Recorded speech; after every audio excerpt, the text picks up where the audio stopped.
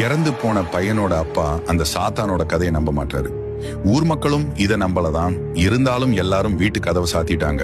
ஆனா அவங்க அப்பா ஜன்னலாண்ட நின்னுட்டு காட்டுக்குள்ளேயே பாக்குறாரு. திடீர்னு அந்த சாத்தான் அவர் பின்னாடி வந்து அவரை ரொம்ப கொடூரமாக சாகடிச்சிடுது. அப்போ அவர் இறக்குறதுக்கு முன்னாடி ரொம்ப சத்தமா கத்தி ஊர் மக்களுக்கு ஒரு எச்சரிக்கையை கொடுக்கிறாரு. இந்த சத்தத்தை கேட்டு ஊர் மக்கள் எல்லாம் அங்க போக அவங்க எல்லாரையும் ஒரே நேரத்துல இந்த சாத்தான் கொண்டுடுச்சு. இதுக்கப்புறம் அந்த ஊரே சபிக்கப்பட்டதா மாறிடுச்சு. அந்த பக்கம் யார் போனாலும் அவங்க திரும்பி வந்ததே இல்லை. இந்த விஷயம் குருவுக்கு தெரிய வருது.